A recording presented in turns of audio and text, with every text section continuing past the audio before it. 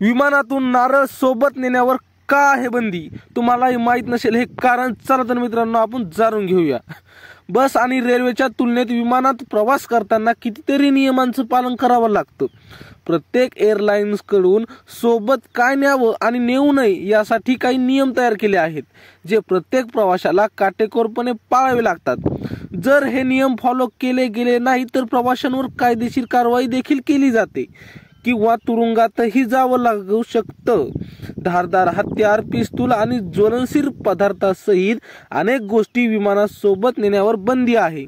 त्याशिवाय एक असं फळही आहे जे विमानासोबत नेता येत नाही. तुम्हाला ऐकून आश्चर्य वाटेल की एक असं फळ आहे जे विमानासोबत नेण्यावर बंदी आहे. ते फळ म्हणजे नारळ. विमानात प्रवास करत असताना तुम्ही सोबत नारळ नेऊ शकत नाही.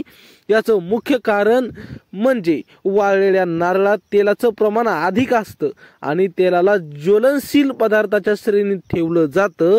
त्यामुळे सुरक्षेच्या कारणानं विमानात सोबत नारळ नेण्यास परवानगी नाही. गेल्या वर्षी एअरपोर्टच्या काही नियमांमध्ये बदल करण्यात आले आहेत. हे नियम खास करून दुबईला जाणाऱ्या प्रवाशांना पाळावे लागतात.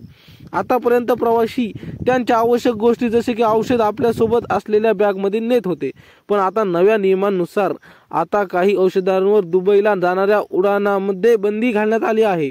प्रवाशांना या नियमाबाबत माहीत असलं पाहिजे. दुबईचा प्रवास करत असताना हे जाणून घेणं गरजेचं ठरतं की कोणत्या गोष्टी हँडबॅगमध्ये आणि चेक इन बॅगमध्ये ठेवाव्या. अनेक नकळत लोक सोबत अशा गोष्टी आणतात ज्या विमानात घेऊन जाण्यास बेकायदेशीर मानल्या जातात. तुम्हाला विमानाचा प्रवास तुम्ही केलेला आहे का आणि करू वाटतो का? कमेंटमध्ये नक्की सांगा आणि आमच्या अशी नवीन व्हिडिओ पाहण्यासाठी चॅनलला मात्र सबस्क्राईब नक्की करा. भेटू पुढच्या व्हिडिओमध्ये. तोपर्यंत धन्यवाद.